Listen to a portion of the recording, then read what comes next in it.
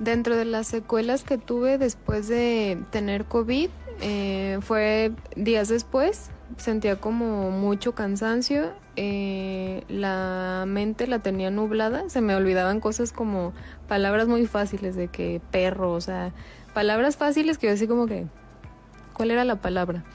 Y también dentro de lo emocional o de lo social, para ir hasta el súper, la ansiedad social como me abrumaba mucho estar con gente muy cerca y si yo era de las que estaban bien picky de que la sana distancia, pero fue dentro del pánico este que tuvimos, pero después ya hasta que nos quitaron las mascarillas y todo, sí sentía como esta presión como de alejamiento pues social.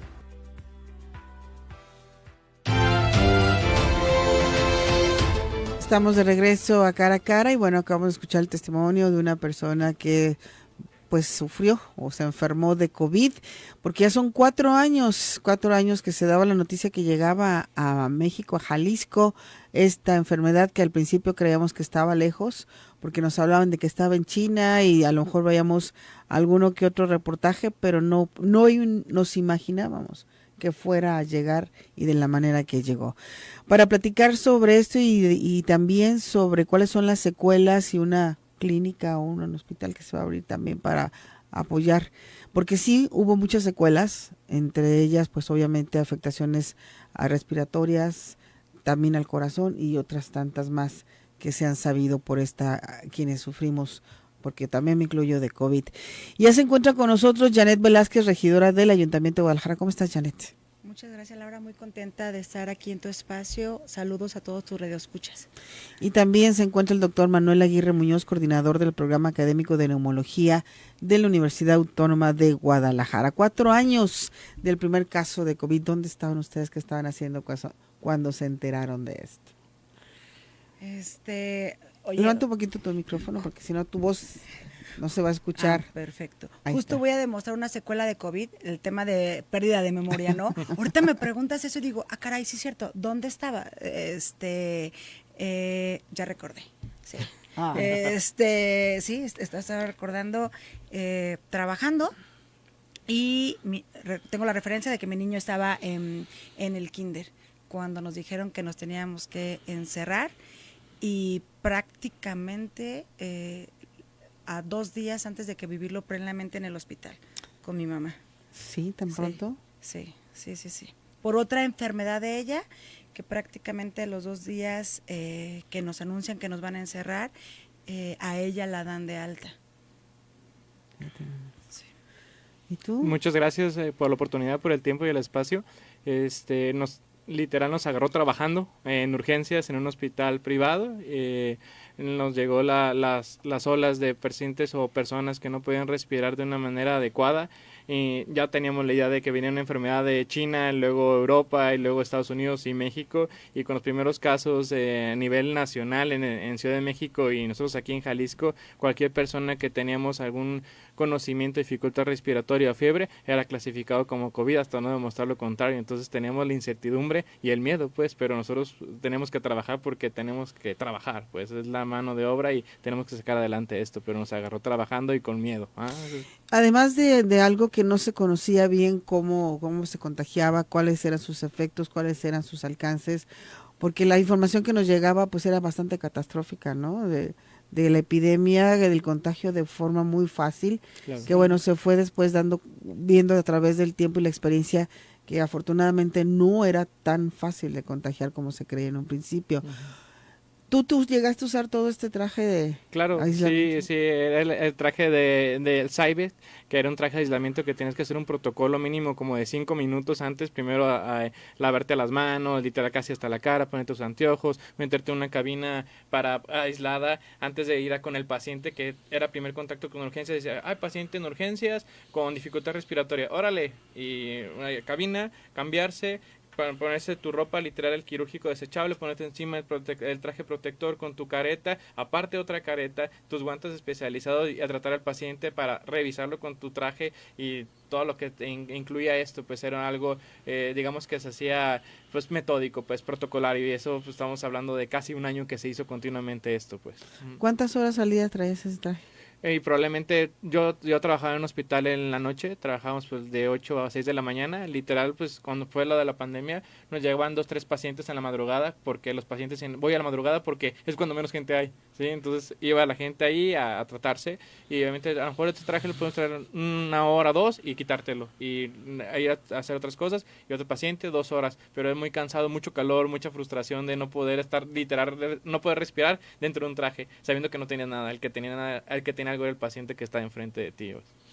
¿Cuáles eran los primeros tratamientos que empezaron a darse contra el COVID? Y fue algo empírico porque como no sabíamos qué era lo que estamos tratando, como era una neumonía, o era viral o era bacteriana, pues como al principio era antibióticos que probablemente le pueden estar funcionando, en este caso citromicina, algunos dieron ivermectina, sí que fue algo muy, digamos, de aleatorio. controversia, porque pues se sabe que la ivermectina es un medicamento que se da para una infestación de piojos, literal, pero se funciona como indirectamente para poder tratar el COVID, pero lo más importante, como no tenemos nada, nosotros tratamos con antiinflamatorios potentes como la dexametasona, que es un antiinflamatorio potente que se da en pacientes oncológicos o con un tipo de inflamación más grave, pues, pero era sintomático, antiinflamatorio y oxígeno, fue lo que te pedía el paciente, no puede respirar, pues mete el oxígeno, ¿no? Y antiinflamatorio y a ver cómo solventamos al paciente, cómo lo sacamos adelante.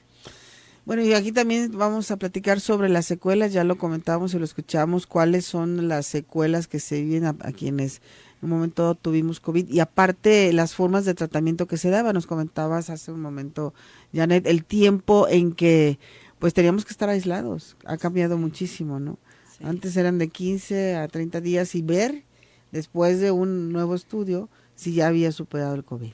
Sí, cómo estaba tu carga viral, efectivamente. Digo, hoy los tiempos, ya alguien dice tiene COVID, se guarda una semana, sobre todo creo que en el tema mental te ayuda muchísimo, porque ya no es el miedo de que te vas a morir.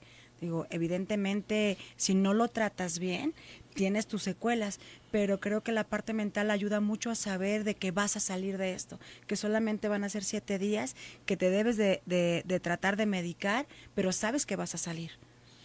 Y que ya no son también los mismos síntomas porque ya son tratados con los medicamentos adecuados. Porque antes estaba la incertidumbre de que no sabíamos si el medicamento que nos estaban dando realmente nos iba a aliviar o solamente teníamos que esperar a que el cuerpo generara sus propias defensas. Entonces creo que se avanzó mucho en muy poco tiempo también, esto es importante, claro, porque se atacó de una manera rápida lo que en otras ocasiones no se había podido ver, incluso hasta llegar a la vacuna en menos de un año. Así es. Entonces, qué importante es esto que se está realizando, esta clínica de rehabilitación cardiopulmonar. Muchas gracias. Platícanos de ella, por favor. Yo creo que hoy todos conocemos a alguien que falleció por COVID. Hoy yo creo que todos conocemos a alguien que ha ido descubriendo cuáles fueron las secuelas después de haber tenido COVID. Y justo es donde llega la necesidad de que tuviéramos una clínica de rehabilitación cardiopulmonar. Porque nos dábamos cuenta cuando platicábamos con las personas es cuántos después de haber tenido COVID se realizaron un estudio para revisar cómo estaban sus pulmones. Yo creo que si hacemos un sondeo, y el doctor creo que no me dejará mentir, creo que a lo mejor de cada 10, uno se hizo el estudio. Y entonces veíamos que las terapias son muy caras. Cuando hicimos la investigación oscilaban, lo más caro que encontramos una terapia cardiopulmonar oscilaba entre los 1,600 y 1,800 pesos. Las terapias donde veíamos, lo voy a decir a lo mejor más económico, oscilaban sobre los 500, 700 pesos. Aún así, no es accesible. Y investigando fue de por qué no presentamos una iniciativa para que Guadalajara tenga su propia clínica de rehabilitación cardiopulmonar. Es una manera de rápido a la parte de nuestros jóvenes, de nuestros adultos, irlos reactivando a la vida. Cuando veíamos que Teletón, se me olvidó el CRIT, gracias. Ellos tienen un área de rehabilitación y durante la pandemia estuvo funcionando no solamente para niños, sino también para adultos, para poder hacer esta función de rehabilitadores. IMSS empezó a tener, empezó en Clínica 46, los doctores viendo la necesidad, viendo en el costo que significaba que tuvieran que llevar sus respiradores, el tema del oxígeno, pero que no era comparable contra la demanda, contra lo que podría ofrecer IMSS. Entonces IMSS empezó a tener su propia clínica en la Clínica 46, abrieron un espacio y ha sido hoy esta clínica que en próximos meses va a estar abierta a la ciudadanía, ha sido una suma de voluntades de muchas personas de poner sus conocimientos al servicio de los ciudadanos. Y pensar que Guadalajara y que somos la primera, el primer municipio, por lo menos en zona metropolitana, por no decir, porque ya no sé si ahorita ya todavía seguimos siendo punta de lanza, que contamos con esta clínica, veíamos todas las necesidades y escuchábamos de todas las personas que pasaron por ese proceso y que aún siguen sin darse cuenta que necesitan un tema de rehabilitación. Tenemos que hacer una pausa comercial, pero regresamos. Esto es Cara a Cara.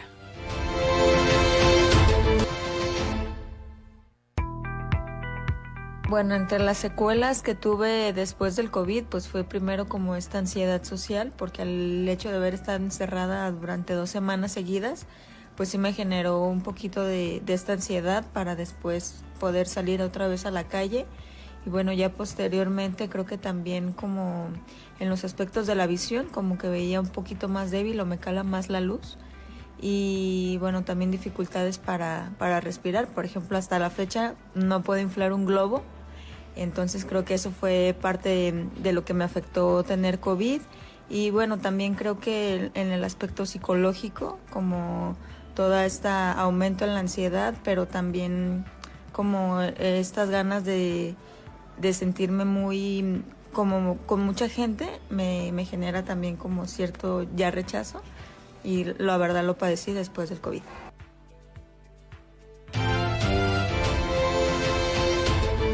Estamos de regreso a Cara a Cara. Gracias por continuar con nosotros. Te recuerdo que estamos platicando con Janet Velázquez, regidora del Ayuntamiento de Guadalajara, y con el doctor Manuel Aguirre Muñoz, coordinador del programa académico de neumología de la Universidad de Guadalajara. Nos platicaba Janet sobre esta clínica de rehabilitación cardiopulmonar, donde van a estar atendiendo personas que a lo mejor presentaron alguna secuela por haber tenido COVID. Pero ¿cuáles podrían ser estas secuelas, doctor? Después, hay que evidenciar 2 cosas muy importantes. Hay secuelas inmediatamente después de la enfermedad, que viene siendo hasta 4 semanas después de la enfermedad primaria, pero la gente puede tener desde 2 hasta 6 meses secuelas, que esto estamos hablando de secuelas post-COVID o long COVID o COVID prolongado, ¿sí? Entonces las secuelas más importantes de un COVID prolongado, que es lo que se presenta normalmente en hospitales, en consultorios, es la principal es fatiga, cansancio, ¿sí? La gente se queja de cansancio inexplicable. Porque hace un mes estaba bien y ahora hago lo mismo y me siento cansado, ¿no? Fatiga. Otra es dificultad respiratoria leve, ¿sí? Les cuesta trabajo respirar de una manera pues moderada, pues, pero no tanto como antes, o cuando les dio principalmente COVID, pero pues se quejan de, caray, ahora me cuesta trabajo respirar, cuando antes no me pasaba.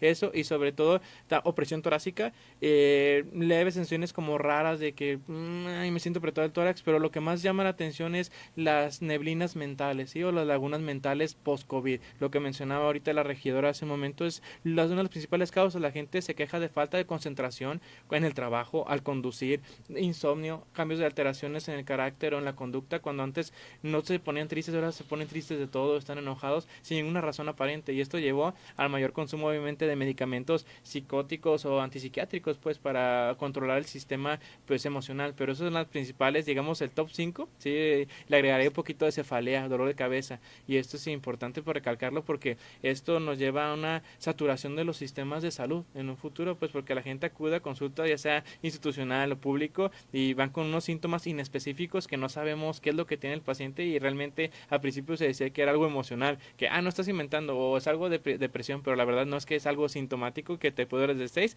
hasta 12 meses después de empezado la enfermedad, ¿sí? Esas son las principales secuelas. Janet, ¿dónde va a estar ubicada esta clínica? Va a estar en el DIF, el que está ubicado en el SAUS, en Avenida Patria 3116. Ese DIF ya tenía una área de rehabilitación física. Entonces se pensó que ese lugar era el idóneo para tener la clínica de rehabilitación cardiopulmonar, porque hay muchos ejercicios que se requieren que sean físicos. Uh-huh. Sí, es así, Sí, ¿verdad? presenciales, sí, claro. Sí. ¿Cómo cuáles son los ejercicios que se tienen que realizar? Parte de los ejercicios, bueno, hay que mencionar que los que vayan a asistir a este tipo de terapia sí tienen que venir con una valoración médica previa para saber que necesitas tener esta rehabilitación. Dentro de los ejercicios y de los equipos que va a contar esta clínica es la máquina de tos, la de pelotas, hay una que es de pedales ejercitadores, tal cual es como si fuera una bicicleta, pero lo manejas con las manos. Hay otro tipo de terapia que les llaman las escaleras, para tener un tema de resistencia. También va a tener, y es importante mencionarlo, que la clínica va a contar con un carro rojo, porque estamos hablando... ¿Qué es un carro rojo? Para resucitar, o sea, en el caso que se requiera, porque estamos hablando de esfuerzos físicos, y entonces esta clínica, ya sea que vayas por afectaciones cardíacas o pulmonares. Sí, es muy importante saber sobre todo esto. ¿Habrá alguna edad límite para atención a las personas o cualquier edad, cualquier persona con que presente este diagnóstico? Cualquier persona que presente este diagnóstico es que vamos a poder tener la apertura para poderlos atender. Cabe mencionar que, bueno, derivado del diagnóstico, y si es que lo requieren, este DIF cuenta con una alberca. Entonces es parte importante también para una rehabilitación el tema de la natación. ¿Será necesario que también, es una idea nada más, que se apoyara psicológicamente a las personas en un momento dado que asistan a recibir terapia física? Tiene una área de psicólogo. La idea es que este espacio sea completamente integral. Entonces sí va a contar con un área de psicólogo, va a tener un médico general también, para cualquier situación que pueda suscitarse en ese momento, tener las personas con la capacidad de rápido reaccionar para poderlos apoyar. Bueno, tenemos que hacer una pausa, regresamos. Estamos de regreso a Cara a Cara, gracias por continuar con nosotros. Te recuerdo, estamos platicando con Janet Velázquez, regidora del Ayuntamiento de Guadalajara, y con el doctor Manuel Aguirre Muñoz, coordinador del Programa Académico de Neumología de la Universidad Autónoma de Guadalajara. Estamos hablando de las secuelas que deja el COVID y nos estamos enfocando a lo que tiene que ver con los pulmones, pero hay otro tipo de secuelas, no solamente eso, ya hablamos de la pérdida de memoria, pero también una parte muy importante es la depresión que se llegó a vivir, pues yo creo que en general, porque el encierro creo que fue un antes y un después en la vida cotidiana, el vivir encerrados y luego salir, y salir de qué manera. Todo esto también se tiene que seguir trabajando a 4 años, porque podríamos pensar, ya pasaron 4 años y ya lo superé todo, ¿no? ¿Qué tendríamos que hacer? Platíquenos. De hecho, Laura, ya una vez vine aquí a tu espacio platicando de la campaña de salud mental que estoy llevando a cabo, que se llama Que no te ganen tus monstruos.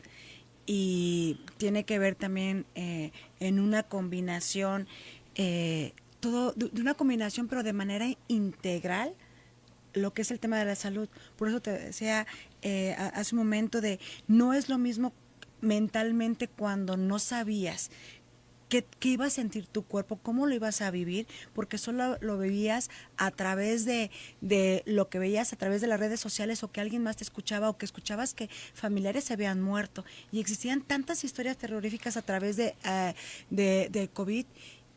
Pensar tan solo que tú pudieras ser infectado, desde antes ya te estabas muriendo. Esa es una realidad. Y luego no solamente era estar con la presión de si te va a dar o no te va a dar, si tenías un familiar enfermo y tratándolo de cuidar, también era la parte de lo que estábamos viviendo en un encierro. Eso evidentemente también debilitaba tu mente. ¿Por qué? Porque salían otros monstruos que no sabías que tenías ahí. Hubo muchas situaciones y de mucha tristeza de saber cuánta violencia se generó adentro en los hogares, cuando pensabas que tu hogar era tu hogar seguro. Y que no solamente las mujeres, también los hombres lo vivieron, y también los niños.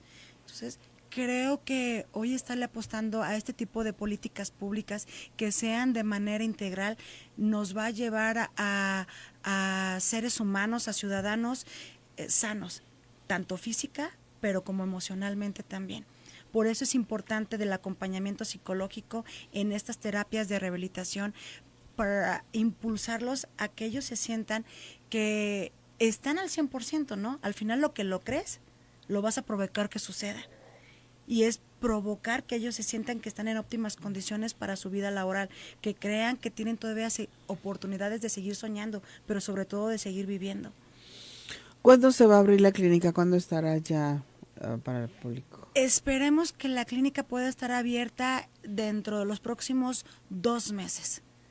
Ya la parte de rehabilitación física ya está abierta esa, solamente se espera que la área de rehabilitación, lo que tiene que ver cardiopulmonar, tenga, yo creo que 2 meses pudiera estar ya abierta la clínica.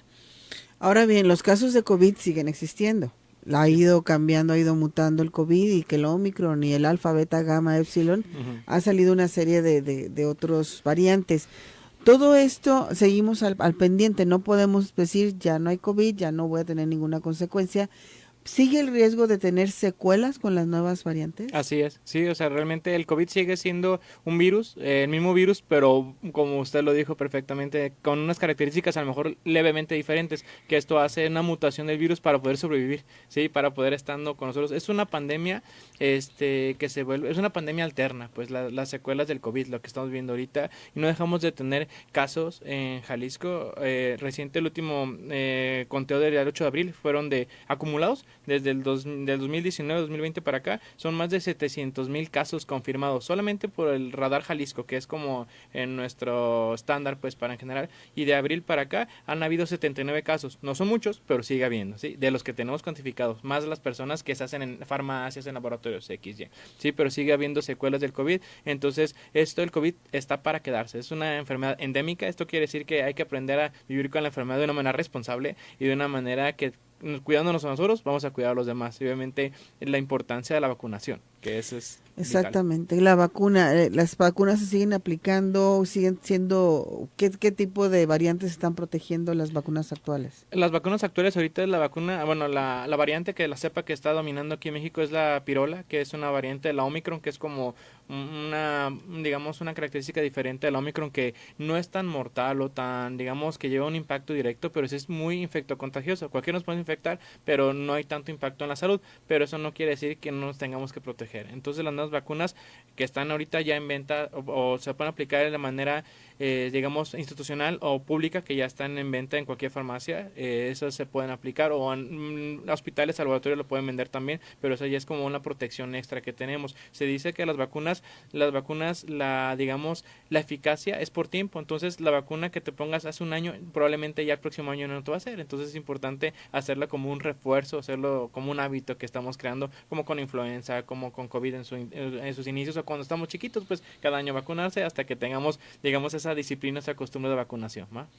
Y seguir con los hábitos que se crearon en aquellos años, hace 4 años, que nos dimos cuenta que no los teníamos muchas personas, que era el lavarnos las manos, la forma de saludarnos, etcétera, etcétera, que ojalá y muchos sigan manteniendo. Nosotros nos dimos cuenta aquí en Promomedios, en nuestra zona de trabajo, que al seguir con estas medidas de sanitizar, de traer gel, de lavarnos las manos continuamente, no solamente evitamos el contagio del COVID, sino obviamente de una gripa, de enfermedades gastrointestinales.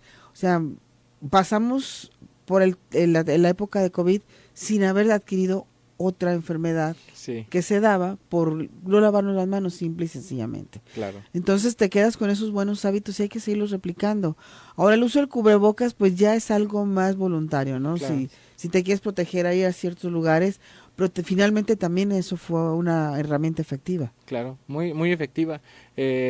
Nomás ayudando un poquito más a lo que usted comentaba, lo del cubrebocas, sí, muy buena opción, depende cada uno, pero se recomienda en ambientes cerrados donde hay mucha concurrencia de personas, o que obviamente tú como persona tienes alguna infección gripal y es para protegerse. El lavado de manos, sanitizante, y obviamente el estornudo de etiqueta, que es con el parte interna del codo, que sería lo ideal, y seguirnos cuidando, así como usted lo dice perfectamente bien, ¿no? Sí, porque fíjate que yo sigo viendo personas que cuando cuando tosen o estornudan se tapan con la mano. Y luego te saludan. Y luego te saludan, o ay sí, porque se decía que al contacto con alguna superficie, pues sí, pues si estornudas y luego pones la mano, ahí quedaba.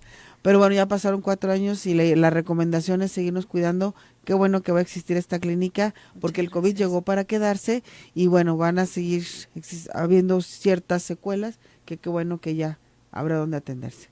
¿Algo más que quieran agregar? Porque el tiempo se nos acabó, muchachos. Yo de mi parte solo quiero agradecer a todas las personas que lo hicieron posible. Esta iniciativa fue aprobada por unanimidad en el pleno del ayuntamiento, pero sobre todo agradecer al doctor Jonah, al doctor Enrique Rábago, a la doctora Alma Sierra, a la doctora Brenda. Fue un trabajo de muchos meses de entender por qué era la importancia que tuviéramos esta clínica en Guadalajara, y sobre todo gracias por darnos este espacio. No, al contrario, gracias Janet Velázquez, regidora del Ayuntamiento de Guadalajara, y al doctor Manuel Aguirre Muñoz, coordinador del Programa Académico de Neumología de la Universidad Autónoma de Guadalajara. Gracias. Nos vamos, se quedan con Cristina Arana, ella estará hoy en Zona de Conexión, y nosotros nos escuchamos a las 6 de la tarde en la tercera emisión. Vámonos.